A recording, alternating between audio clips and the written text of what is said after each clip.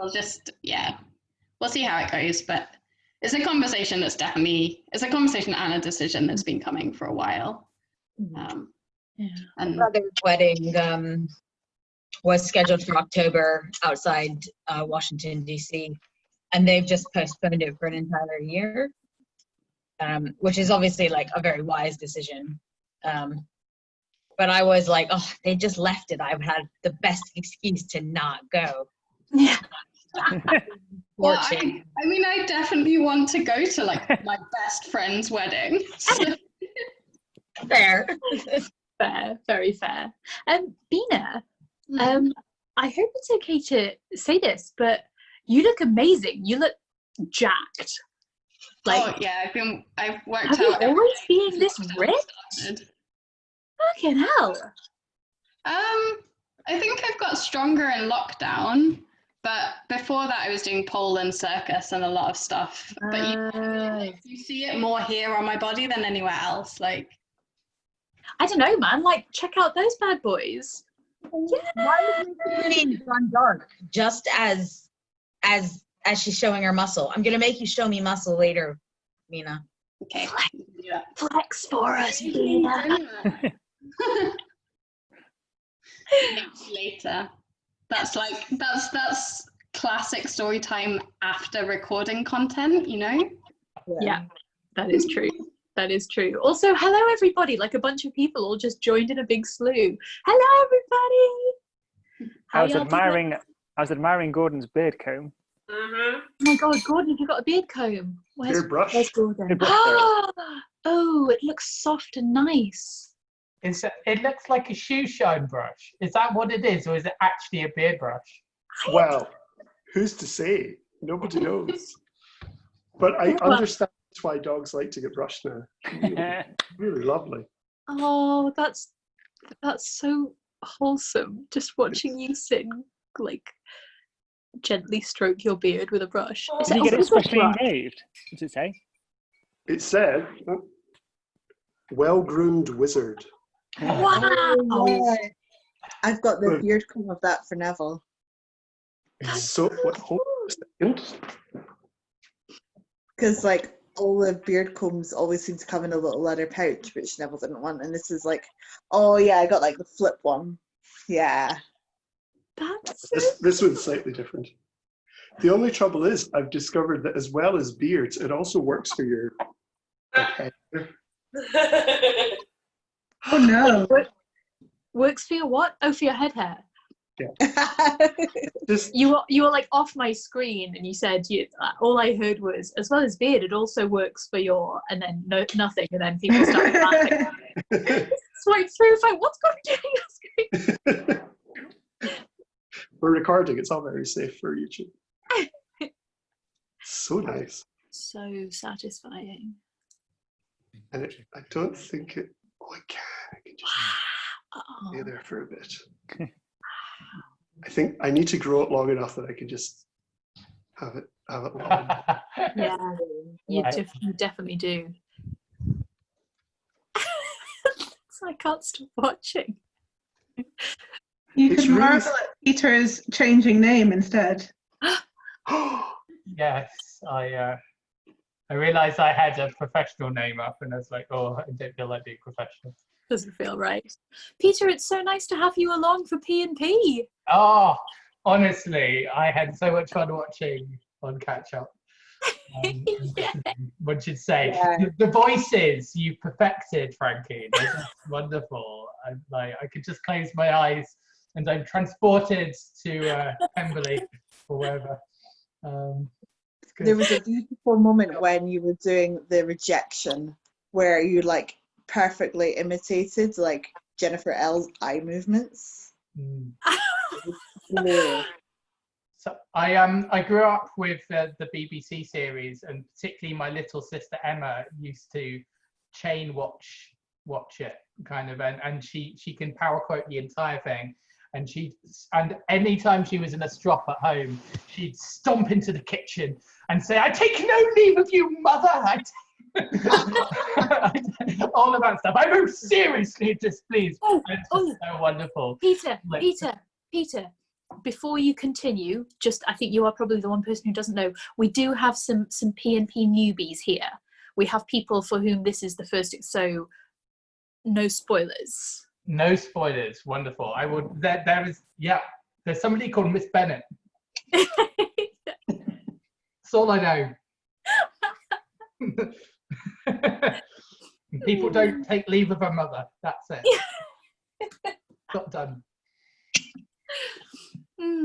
So I was having a little look just before we started the recording at my copy of Pride and Prejudice to see if I could work out approximately how many days we might have left in it, and I got to about chapter 37, and I realized my pages are all fucked up. There's like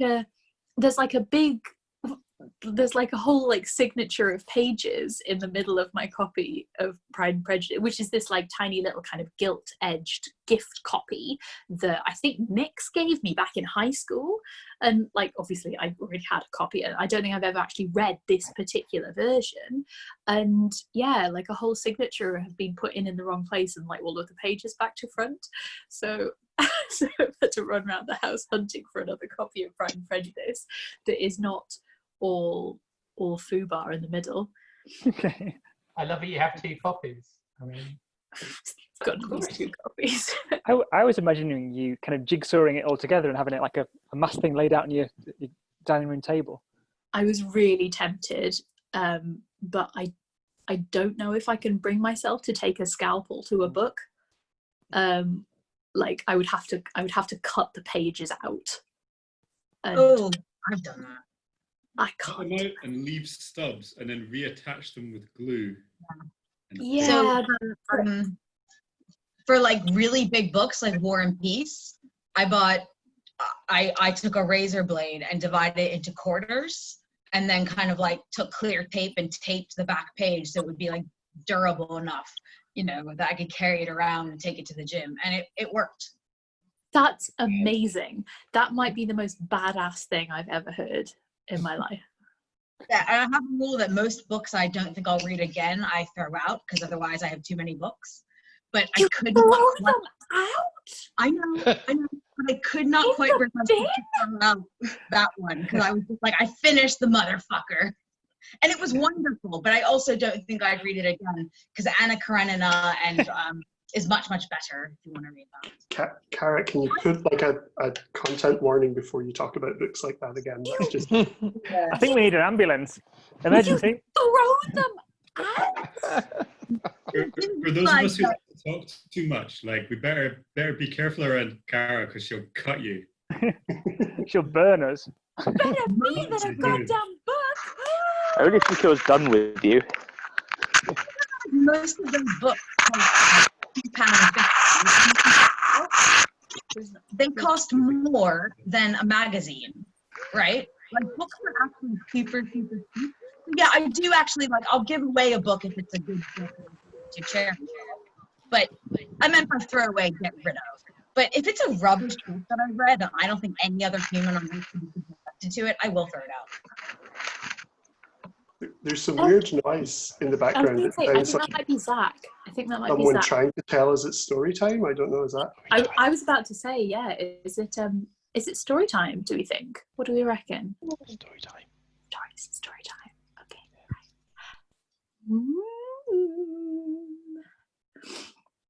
So, got my emergency backup copy of Pride and Prejudice, which is not as pretty as the other one, but does have all of the right pages in mostly the right order, I think.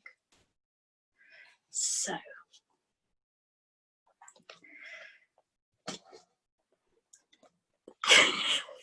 I'm just so delighted to be reading this. Now, are you sitting comfortably? Then I'll begin.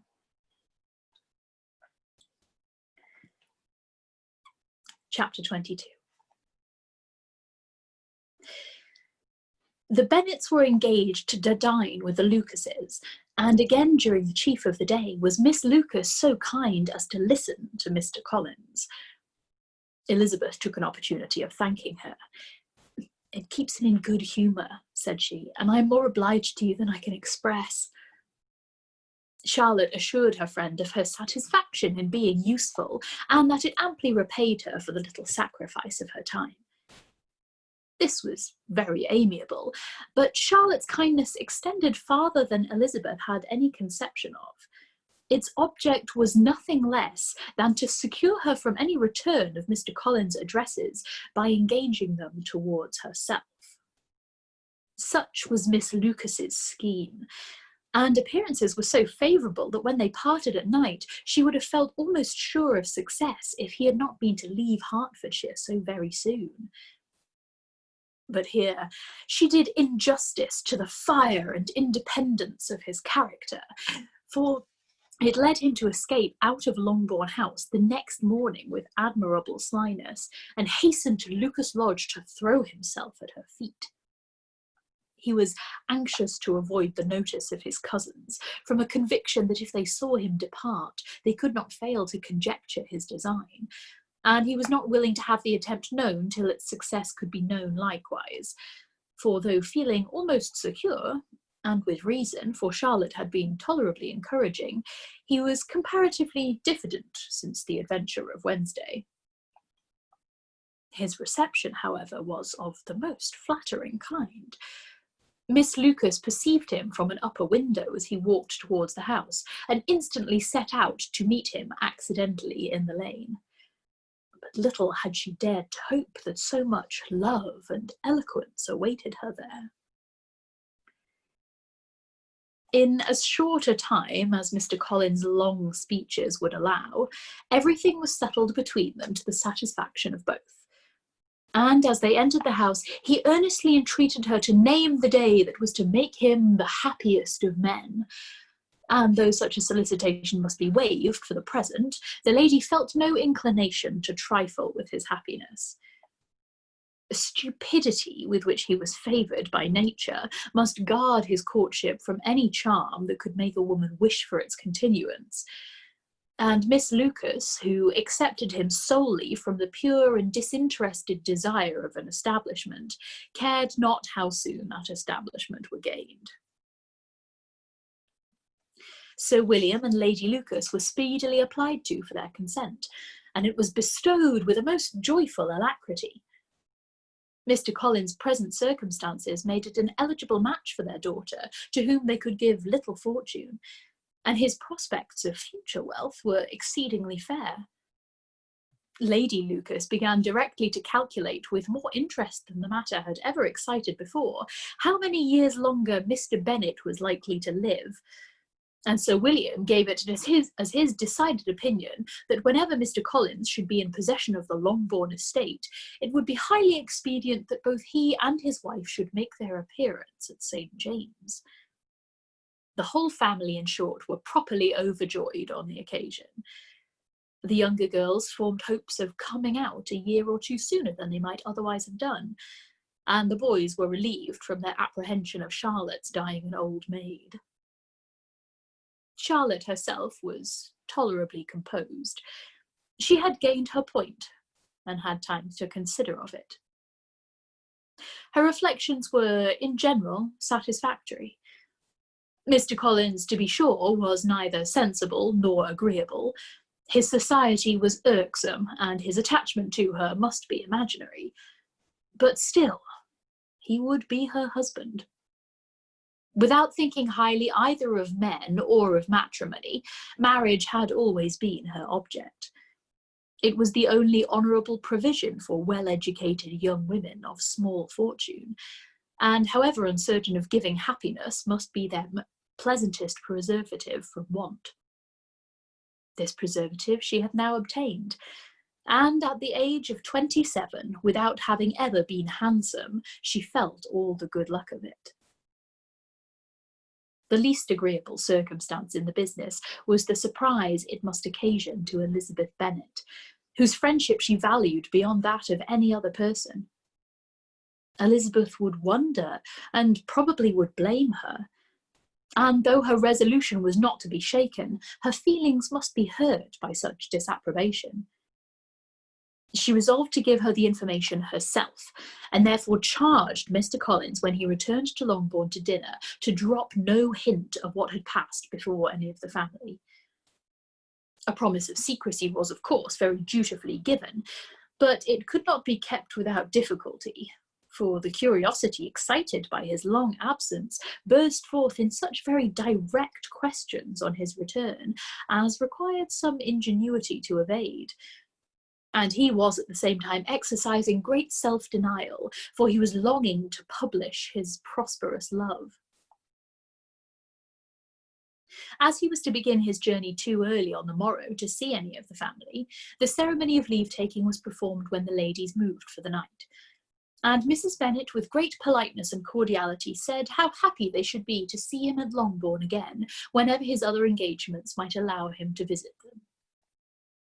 "My dear madam," he replied, "this invitation is particularly gratifying, because it is what I have been hoping to receive, and you may be very certain that I shall avail myself of it as soon as possible." They were all astonished, and Mr. Bennet, who could by no means wish for so speedy a return, immediately said, "But is there not danger of Lady Catherine's disapprobation here, my good sir? You had better neglect your relations than run the risk of offending your patroness." "My dear sir," replied Mr. Collins, "I am particularly obliged to you for this friendly caution, and you may depend upon my not taking so material a step without her ladyship's concurrence. You cannot be too much on your guard. Risk anything rather than her displeasure. And if you find it likely to be raised by your coming to us again, which I should think exceedingly probable, stay quietly at home, and be satisfied that we shall take no offence." "Believe me, my dear sir, my gratitude is warmly excited by such affectionate attention, and depend upon it, you will speedily receive from me a letter of thanks for this, as well as for every other mark of your regard during my stay in Hertfordshire. As for my fair cousins, though my absence may not be long enough to render it necessary, I shall now take the liberty of wishing them health and happiness, not excepting my cousin Elizabeth." With proper civilities, the ladies then withdrew, all of them equally surprised to find that he meditated a quick return. Mrs. Bennet wished to understand by it that he thought of paying his addresses to one of her younger girls, and Mary might have been prevailed upon to accept him. She rated his abilities much higher than any of the others. There was a solidity in his reflections which often struck her, and though by no means so clever as herself, she thought that if encouraged to read and improve himself by such an example as hers, he might become a very agreeable companion. But on the following morning, every hope of this kind was done away. Miss Lucas called soon after breakfast, and in a private conference with Elizabeth related the event of the day before. The possibility of Mr. Collins fancying himself in love with her friend had occurred to Elizabeth within the last day or two, but that Charlotte could encourage him seemed almost as far from possibility as that she could encourage him herself, and her astonishment was consequently so great as to overcome at first the bounds of decorum, and she could not help crying out, "Engaged to Mr. Collins? My dear Charlotte, impossible!" The steady countenance which Miss Lucas had commanded in telling her story gave way to a momentary confusion here on receiving so direct a reproach, though as it was no more than she expected, she soon regained her composure and calmly replied, "Why should you be surprised, my dear Eliza? Do you think it incredible that Mr. Collins should be able to procure any woman's good opinion because he was not so happy as to succeed with you?" But Elizabeth had now recollected herself, and making a strong effort for it, was able to assure her with tolerable firmness that the prospect of their relationship was highly grateful to her, and that she wished her all imaginable happiness. I see what you are feeling, replied Charlotte. You must be surprised, very much surprised, so lately as Mr. Collins was wishing to marry you. But when you have had time to think it all over, I hope you will be satisfied with what I have done. I am not romantic, you know. I never was. I ask only a comfortable home. And considering Mr. Collins' character, connections, and situation in life, I am convinced that my chance of happiness with him is as fair as most people can boast on entering the marriage state. Elizabeth quietly answered, undoubtedly. And after an awkward pause, they returned to the rest of the family.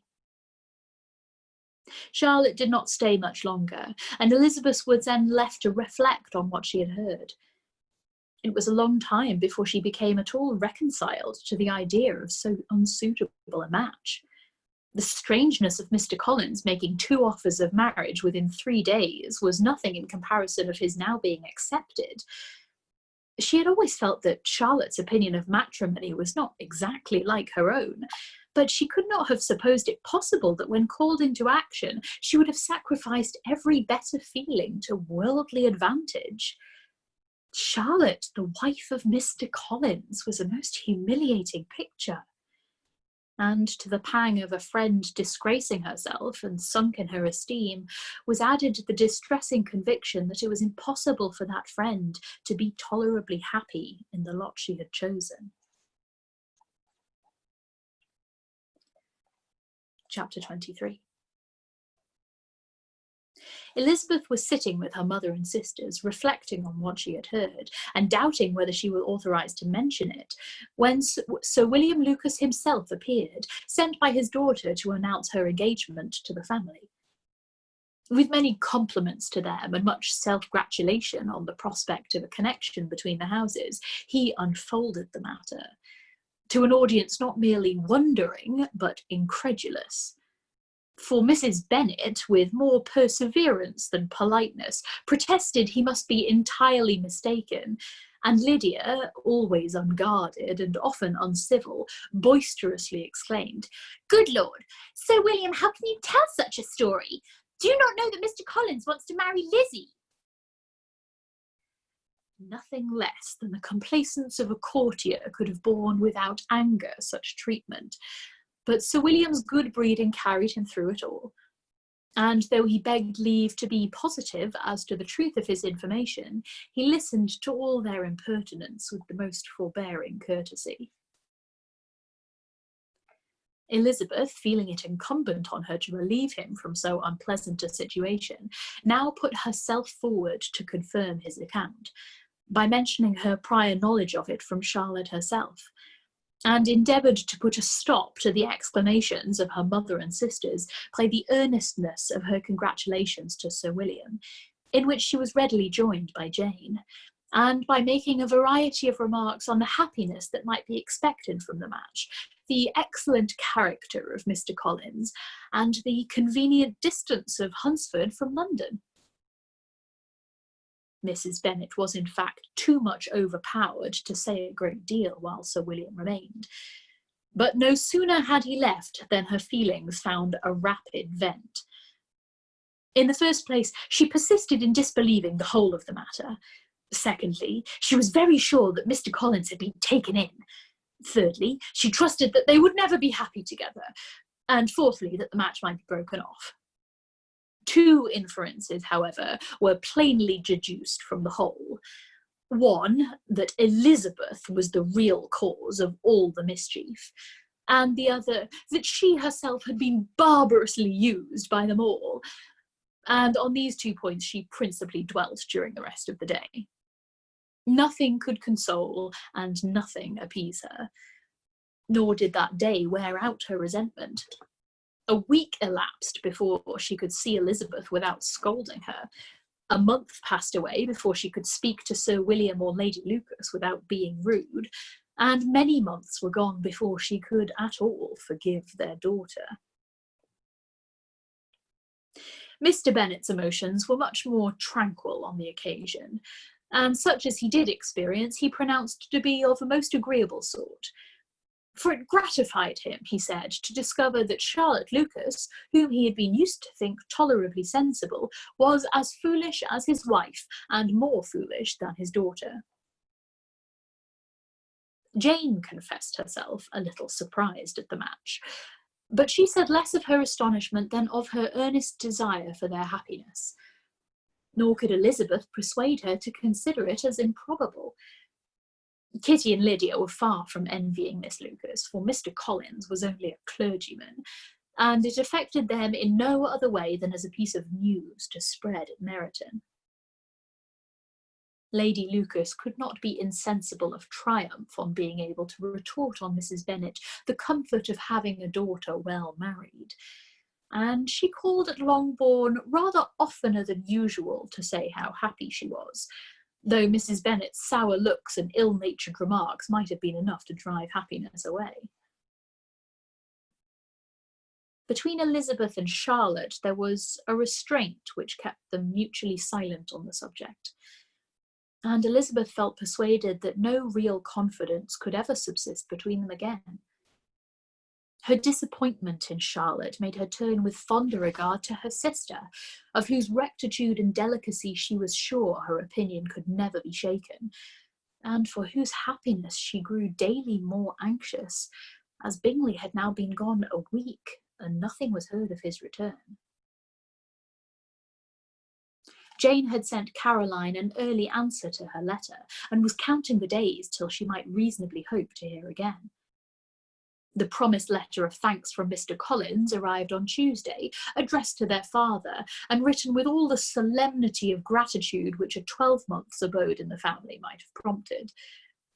After discharging his conscience on that head, he proceeded to inform them, with many rapturous expressions, of his happiness in having obtained the affection of their amiable neighbour, Miss Lucas, and then explained that it was merely with the view of enjoying her society that he had been so ready to close with their kind wish of seeing him again at Longbourn, whither he hoped to be able to return on Monday fortnight. For Lady Catherine, he added, so heartily approved his marriage that she wished it to take place as soon as possible, which he trusted would be an unanswerable argument with his amiable Charlotte to name an early day for making him the happiest of men. Mr. Collins' return into Hertfordshire was no longer a matter of pleasure for Mrs. Bennet. On the contrary, she was as much disposed to complain of it as her husband. It was very strange that he should come to Longbourn instead of to Lucas Lodge. It was also very inconvenient and exceedingly troublesome. She hated having visitors in the house while her health was so indifferent, and lovers were of all people the most disagreeable. Such were the gentle murmurs of Mrs. Bennet, and they gave way only to the greater distress of Mr. Bingley's continued absence. Neither Jane nor Elizabeth were comfortable on this subject.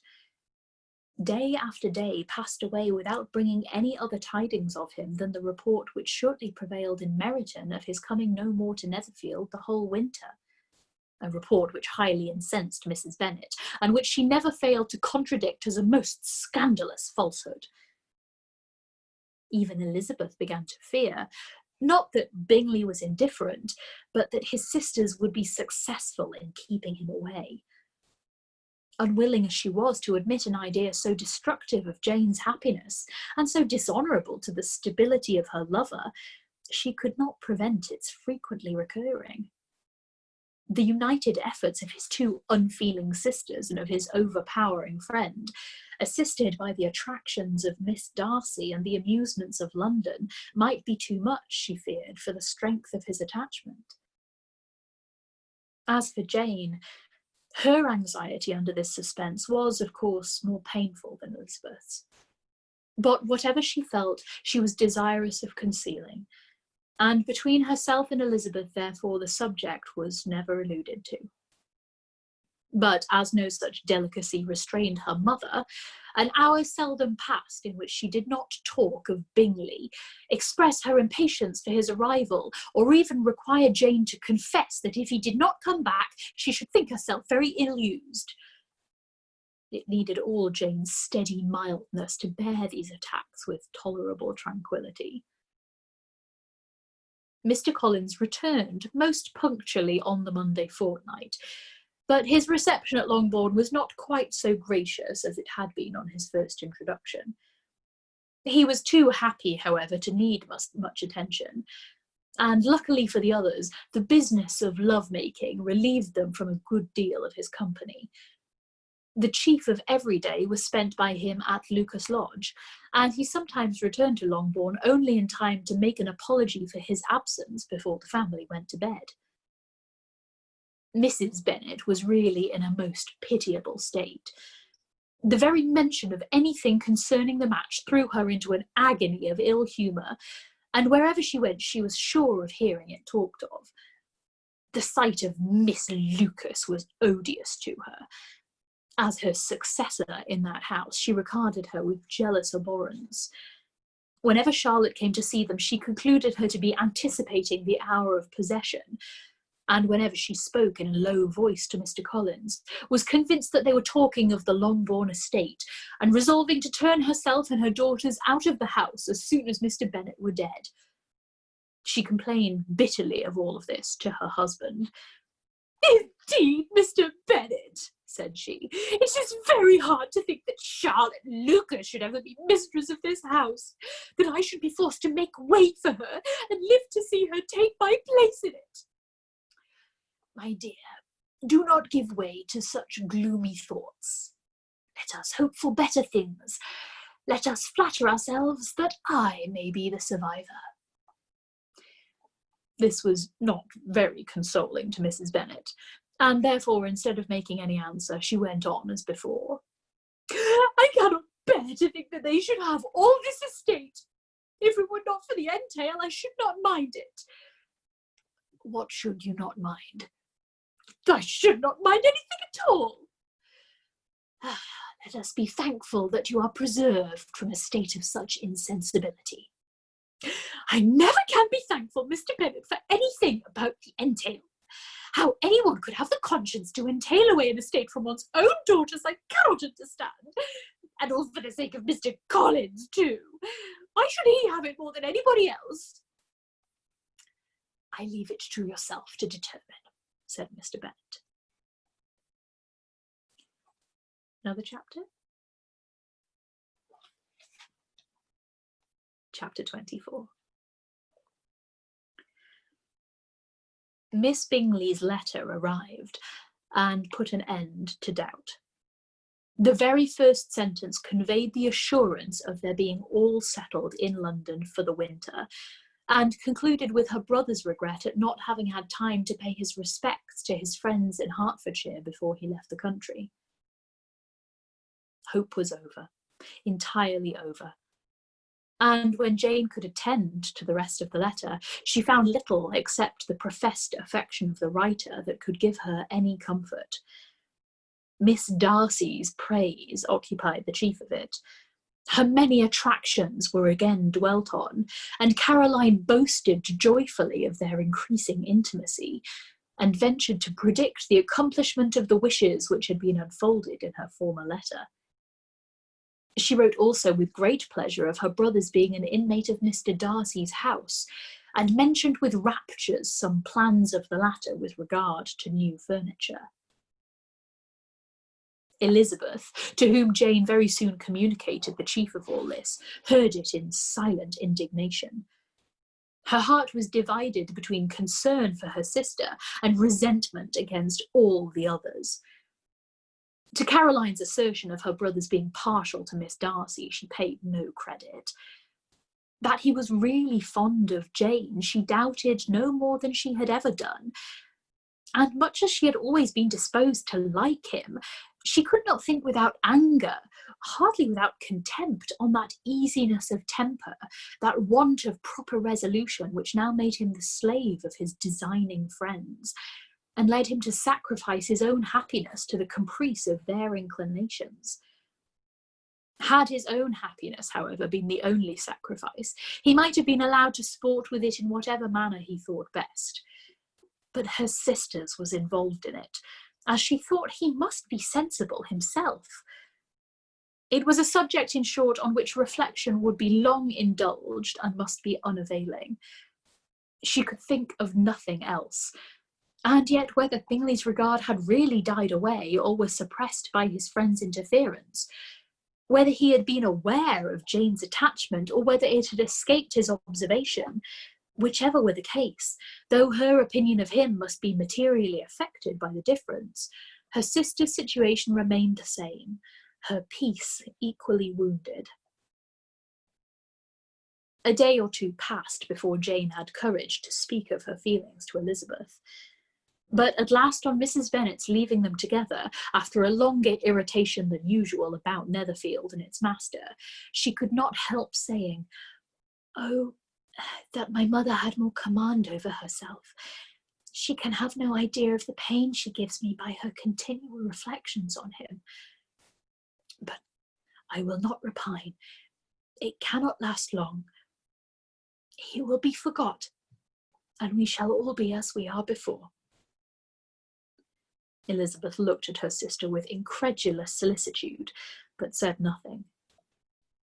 "You doubt me," cried Jane, slightly colouring. "Indeed, you have no reason. He may live in my memory as the most amiable man of my acquaintance, but that is all. I have nothing either to hope or fear, and nothing to reproach him with. Thank God, I have not that pain. A little time, therefore. I shall certainly try to get the better." With a stronger voice, she soon added, "I have this comfort immediately, that it has not been more than an error of fancy on my side, and that it has done no harm to anyone but myself." "My dear Jane," exclaimed Elizabeth, "you are too good. Your sweetness and disinterestedness are really angelic. I do not know what to say to you. I feel as if I had never done you justice or loved you as you deserve." Miss Bennet eagerly disclaimed all extraordinary merit and threw back the praise on her sister's warm affection. "Nay," said Elizabeth, "this is not fair. You wish to think all the world respectable and are hurt if I speak ill of anybody. I only want to think you perfect, and you set yourself against it. Do not be afraid of my running into any excess, of my encroaching on your privilege of universal goodwill. You need not. There are few people whom I really love, and still fewer of whom I think well.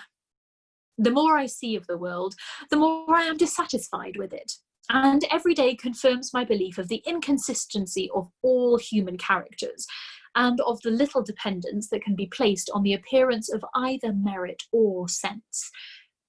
I have met with 2 instances lately. One I will not mention. The other is Charlotte's marriage. It is unaccountable. In every view, it is unaccountable. My dear Lizzie, do not give way to such feelings as these. They will ruin your happiness. You do not make allowance enough for difference of situation and temper. Consider Mr. Collins' respectability and Charlotte's prudent, steady character. Remember that she is one of a large family, that as to fortune it is a most eligible match, and be ready to believe, for everybody's sake, that she may feel something like regard and esteem for our cousin. To oblige you, I would try to believe almost anything, but no one else could be benefited by such a belief as this. For were I persuaded that Charlotte had any regard for him, I should only think worse of her understanding than I now do of her heart. My dear Jane, Mr. Collins is a conceited, pompous, narrow-minded, silly man. You know he is, as well as I do. And you must feel as well as I do that the woman who marries him cannot have a proper way of thinking. You shall not defend her, though it is Charlotte Lucas. You shall not, for the sake of one individual, change the meaning of principle and integrity, nor endeavour to persuade yourself or me that selfishness is prudence, and insensibility of danger security for happiness. I must think your language too strong in speaking of both, replied Jane. and I hope you will be convinced of it by seeing them happy together. But enough of this. You alluded to something else. You mentioned 2 instances. I cannot misunderstand you, but I entreat you, dear Lizzie, not to pain me by thinking that person to blame and saying your opinion of him is sunk. We must not be so ready to fancy ourselves intentionally injured. We must not expect a lively young man to be always so guarded and circumspect. It is very often nothing but our own vanity that deceives us. Women fancy admiration means more than it does. And men take care that they should. If it is designedly done, they cannot be justified. But I have no idea of there being so much design in the world as some persons imagine. I am far from attributing any part of Mr. Bingley's conduct to design, said Elizabeth, but without scheming to do wrong or to make others unhappy, there may be error and there may be misery. Thoughtlessness, want of attention to other people's feelings, and want of resolution will do the business. Then do you impute it to either of those? Yes, to the last. But if I go on, I shall displease you by saying what I think of persons you esteem. Stop me whilst you can. You persist, then, in supposing his sisters influence him? Yes, in conjunction with his friend. I cannot believe it. Why should they try to influence him? They can only wish his happiness, and if he is attached to me, no other woman can secure it. Your first position is false. They may wish many things besides his happiness. They may wish his increase of wealth and consequence. They may wish him to marry a girl who has all the importance of money, great connections, and pride. Beyond a doubt, they do wish him to choose Miss Darcy, replied Jane. But this may be from better feelings than you are supposing. They have known her much longer than they have known me. No wonder if they love her better. But whatever may be their own wishes, it is very unlikely they should have opposed their brothers. What sister would think herself at liberty to do it unless there were something very objectionable? If they believed him attached to me, they would not try to part us. If he were so, they could not succeed. By supposing such an affection, you make everybody acting unnaturally and wrong, and me most unhappy. Do not distress me by the idea. I am not ashamed of having been mistaken, or at least it is slight. It is nothing in comparison of what I should feel in thinking ill of him or his sisters. Let me take it in the best light, in the light in which it may be understood. Elizabeth could not oppose such a wish, and from this time Mr. Bingley's name was scarcely ever mentioned between them. Mrs. Bennet still continued to wonder and repine at his returning no more, and though a day seldom passed in which Elizabeth did not account for it clearly, there seemed little chance of her ever considering it with less perplexity.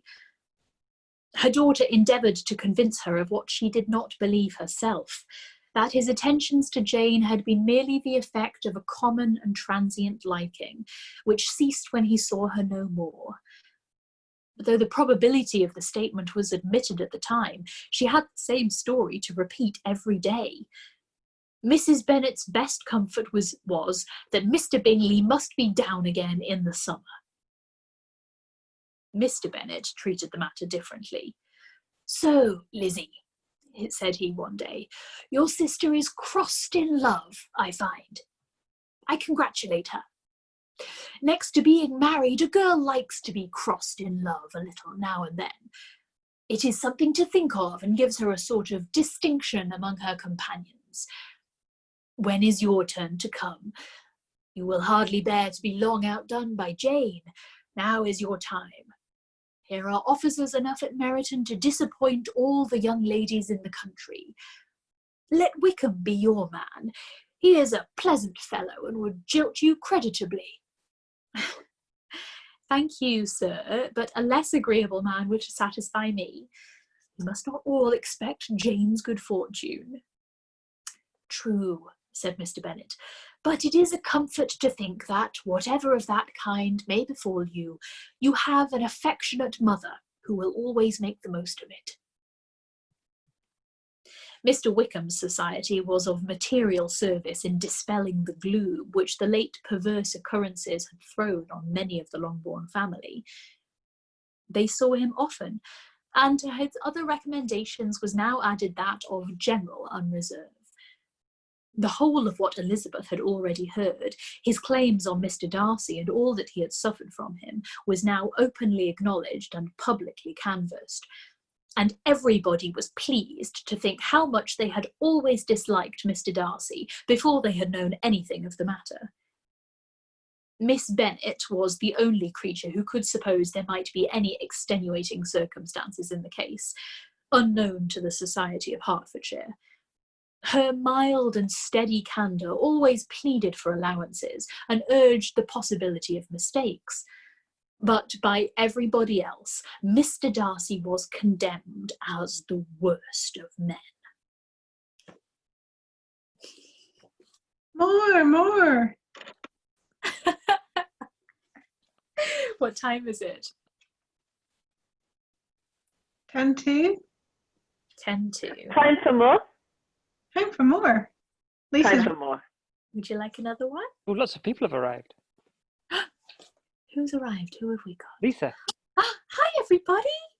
Hey, everybody. How exciting. Okay. One more? Yeah. It's only a little one. It's only a little one. Okay. Oh no, I've lost my place. Fuck. Oh no, I found it again. Okay.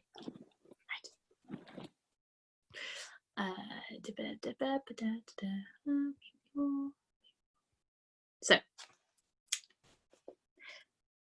the autumn incomplete. I'll begin. Chapter 25.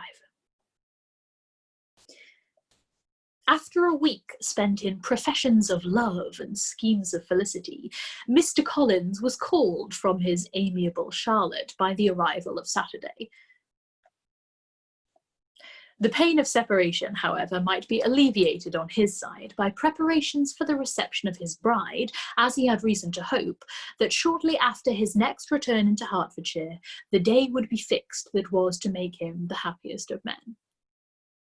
He took leave of his relations at Longbourn with as much solemnity as before, wished his fair cousins health and happiness again, and promised their father another letter of thanks. On the following Monday, Mrs. Bennet had the pleasure of receiving her brother and his wife, who came as usual to spend the Christmas at Longbourn. Mr. Gardiner was a sensible, gentlemanlike man, greatly superior to his sister, as well by nature as education. The Netherfield ladies would have had difficulty in believing that a man who lived by trade and within view of his own warehouses could have been so well bred and agreeable.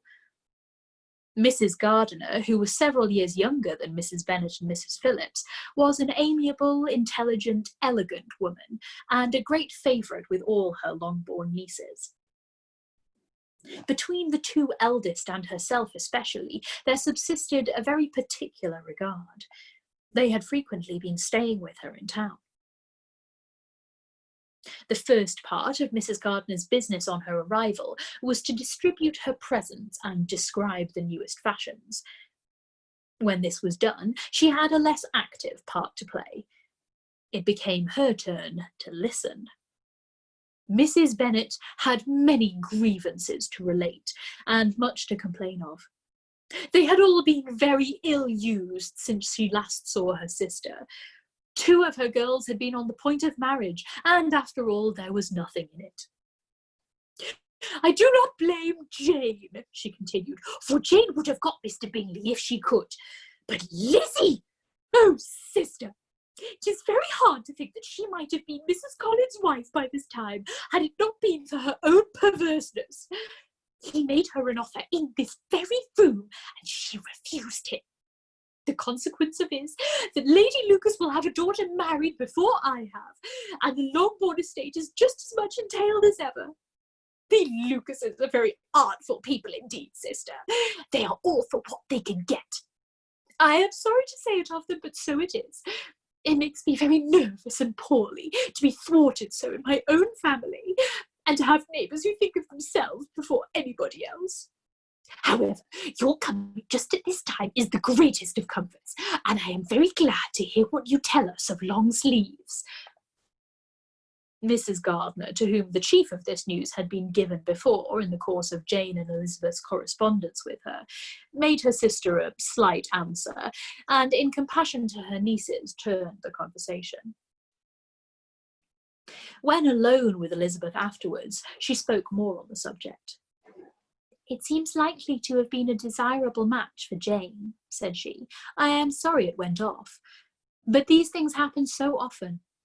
A young man, such as you describe, Mr. Bingley, so easily falls in love with a pretty girl for a few weeks, and when accident separates them, so easily forgets her, that these sorts of inconsistencies are very frequent." "An excellent consolation in its way," said Elizabeth, "but it will not do for us. We do not suffer by accident. It does not often happen that the interference of friends will persuade a young man of independent fortune to think no more of a girl whom he was violently in love with only a few days before." "But that expression of violently in love is so hackneyed, so doubtful, so indefinite, that it gives me very little idea. It is as often applied to feelings which arise from a half-hour's acquaintance as to a real, strong attachment. Pray, how violent was Mr. Bingley's love?" "I never saw a more promising inclination. He was growing quite inattentive to other people, and wholly engrossed by her. Every time they met it was more decided and remarkable. At his own ball, he offended 2 or 3 young ladies by not asking them to dance, and I spoke to him twice myself without receiving an answer. Could there be finer symptoms? Is not general incivility the great essence of love?" "Oh yes, of that kind of love which I suppose him to have felt. Poor Jane! I am sorry for her, because with her disposition she may not get over it immediately. It had better have happened to you, Lizzie. You would have laughed yourself out of it sooner. But do you think she would be prevailed upon to go back with us? Change of scene might be of service, and perhaps a little relief from home may be as useful as anything else." Elizabeth was exceedingly pleased with this proposal, and felt persuaded of her sister's ready acquiescence. "I hope," added Mrs. Gardiner, "that no consideration with regard to this young man will influence her. We live in so different a part of town, all our connections are so different, and, as you well know, we go out so little, that it is very improbable they should meet at all unless he really comes to see her. And that is quite impossible, for he is now in the custody of his friend, and Mr. Darcy would no more suffer him to call on Jane in such a part of London. My dear aunt, how could you think of it? Mr. Darcy may perhaps have heard of such a place as Gracechurch Street, but he would hardly think a month's ablution enough to cleanse him from its impurities, where he wants to enter it. And depend upon it, Mr. Bingley never stirs without him. So much the better. I hope they will not meet at all. But does not Jane correspond with the sister? She will not be able to help calling. She will drop the acquaintance entirely. But in spite of the certainty in which Elizabeth affected to place this point, as well as the still more interesting one of Bingley's being withheld from seeing Jane, she felt a solicitude on the subject which convinced her on examination that she did not consider it entirely hopeless. It was possible, and sometimes she thought it probable that his affection might be reanimated, and the influence of his friends successfully combated by the more natural influence of Jane's attractions. Sorry, this thing's full of typos. I'm having to kind of proofread as I go. Miss Bennet accepted her aunt's invitation with pleasure, and the Bingleys were no otherwise in her thoughts at the time than as she hoped that, by Caroline's not living in the same house with her brother, she might occasionally spend a morning with her without any danger of seeing him. The Gardiners stayed a week at Longbourn, and what with the Phillipses, the Lucases, and the officers, there was not a day without its engagement. Mrs. Bennet had so carefully provided for the entertainment of her brother and sister that they did not once sit down to a family dinner. When the engagement was for home, some of the officers always made part of it, of which officers Mr. Wickham was sure to be one. And on these occasions, Mrs. Gardiner, rendered suspicious by Elizabeth's warm commendation of him, narrowly observed them both.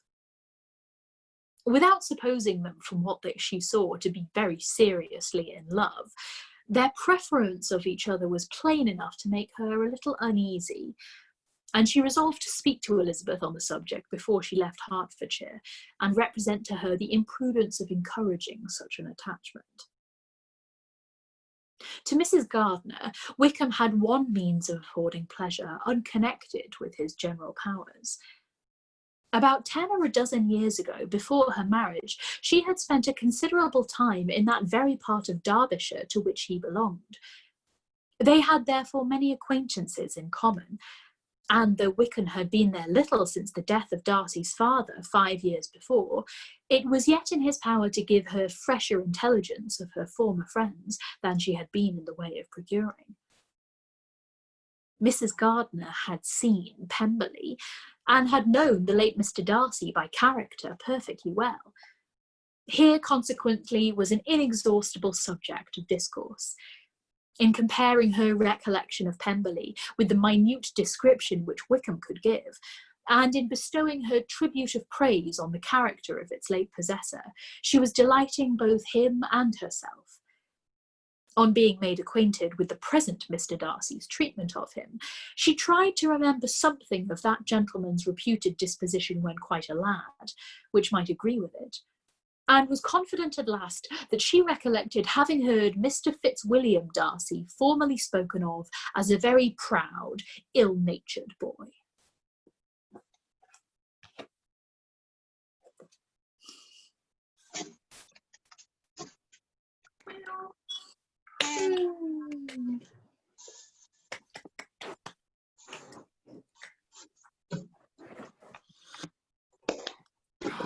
Plot thickens. The plot thickens. Nighty night, everyone. I think we're going to shoot off. Night, sweeties. Sleep well tomorrow. I am just going to say bye-bye. Oh, it's gone. Go. You could be faster than that, mate. How much enjoyed your beard love during that reading, Gordon? I'm so obsessed by this now. Quite soothing watching you comb your beard. Is it like watching Lisa plait her plait? That's the feeling of awe. Are those I thought it was headphones you were wearing. Oh, it is headphones. Okay. There's like a Princess Leia. Princess Leia stuff. I'm slightly obsessed with Mr. Collins's impression. Your Mr. Collins. It's just. Here they come. And honestly, you could do like a comedy circuit as Mr. Collins. It would be great. It would be the best thing ever. You could just narrate anything as Mr. Collins. Well, if Channel 4 shipping forecast as Mr. Collins even would be amazing. I'll do that as an Easter egg on Storytime some night. Oh God, he's so awful. Why is he so awful? Yeah. Oh man. Oh. what's up with Charlotte? Thinking Yeah, this I was would be going to say, great. how do the P&P newbies feel about Charlotte and her decision? Oh, it's tragic, isn't it? Because it's probably she's probably actually right. It's probably the only way she gets to have a halfway decent life. She's 27. She'll be considered too old soon. Yeah, and on the shelf, mate. Past it, well past it. It does feel horrible though. Absolutely. But the second last chapter you finished where everyone was like, Mr. Darcy is the worst, I was like, they've all met Mr. Collins. Like, he is objectively the worst. It's interesting though, isn't it? Because Mr. Collins is kind of unconsciously terrible, whereas Mr. Darcy seems to make quite a point of being terrible. Mr. Collins plays the game where Mr. Darcy is just rude, which is a far bigger grievance in their eyes. That's true. But wouldn't you rather Mr. Collins was rude and just never bothered you again? I loved Mr. Bennett's, oh no, it's fine, check with Lady Catherine de Bourgh before coming over here. You don't have to. It's fine not over here. I'd hate to get you into trouble. Yeah. I do like Mr. Bennett. I love Mr. Bennett. He's my favourite. You really think about it, in a way, he is a bit of a pushover. But yes, I come away just absolutely loving him. I find him so endearing. But really, kind of like rein Mrs. Bennett in a bit more. And the Daltons. Yeah, and he's like so awful about his wife, who is admittedly unbearable, but like he did marry her. Yeah, he did. That's true. Silly boy. He must have seen something in her at some point. I think it's more like what he wanted to see in her.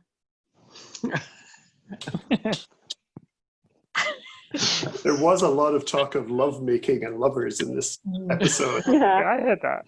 And Mr. Collins was off lovemaking. It was like, was he? He was out at it all day, sometimes part of the night. He must be quite sore. That's why he talks like this.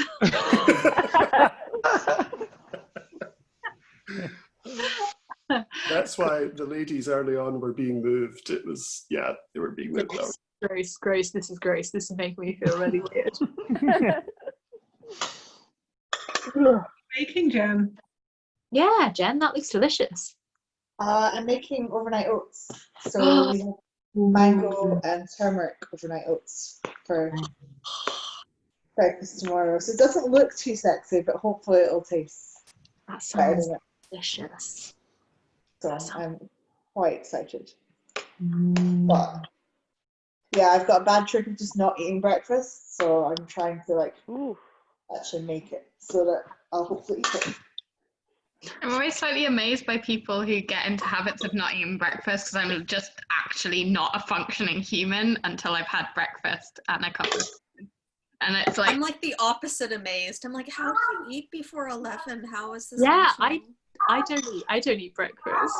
Yeah, I don't It's really alarming. I didn't eat until 3 today, and I was so happy.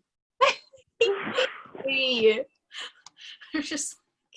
Then I ate a lot. The hungriest. One go.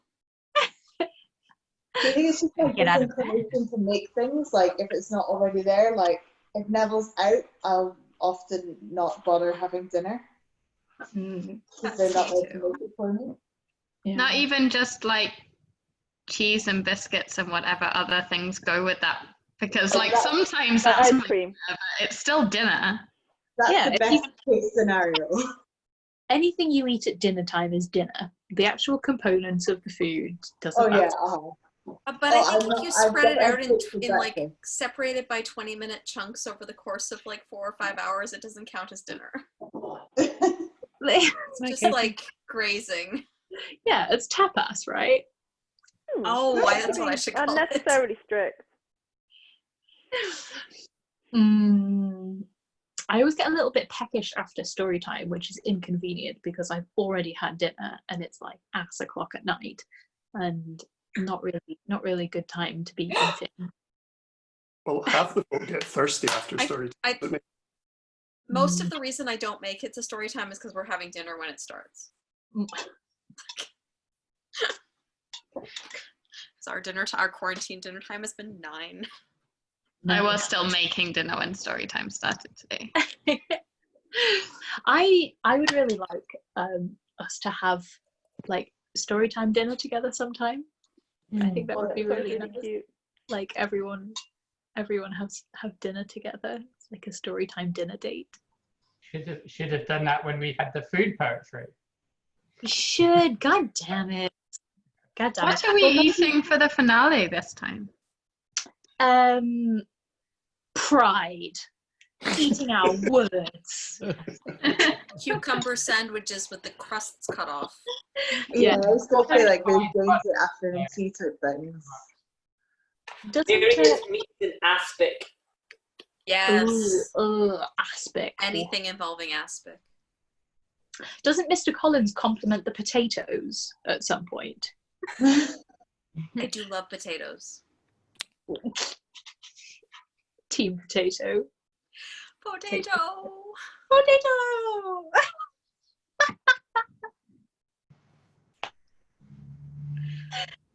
So committed to potatoes. Oh, Ainsley. I'm sorry. I love you so much. Never apologize. Never apologize for your potato love. It's a pure and beautiful love. It's like Jane. If Jane was a root vegetable, she would surely be a potato. It's true. But it's Okay. not simpering and annoying like Jane. It's pure, beautiful, and delightful. Oh, do you not like Jane, Lisa? Oh, she's just a bit wet. Oh, do you think? Oh, I love that, like, Lisa's That is the like, first time I've heard that used that way. I love that Lisa's been like, when is this gonna get nicer? And then she's like, fuck this nice bitch. I don't like all of these people who are just awful to each other, but you know the nice one? I don't like her either. Literally everyone in this book. Just the shit. Just a write-off. Hey, the horses were okay. Love your hair even more.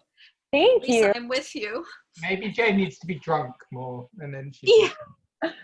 Like that character in Friends who's only fun when he's drunk, and then he got sober. Fun Bobby. Fun Bobby, yeah. Yeah. Good old fun Jane. Okay, everybody pay attention to M's hair, which is the most blue thing.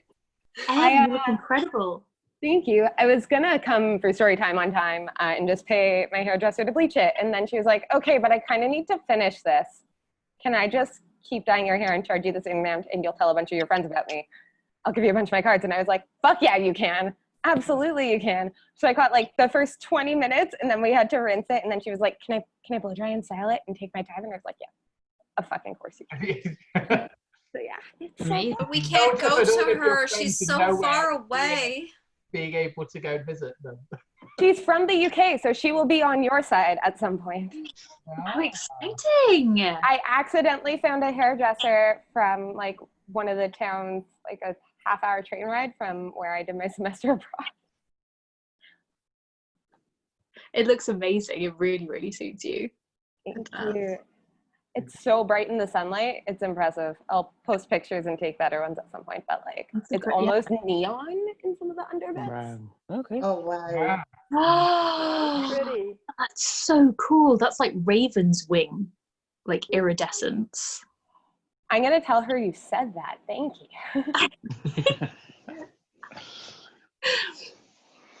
Oh wow. So cool. So cool. Anyways, feel free to keep talking about the story. I'm not someone who particularly is fussed about spoilers, so. Are you still recording? Oh yeah, shit, yeah. Okay, hold on, turn off. Okay, everyone say goodbye to the catch-up crew. We love you.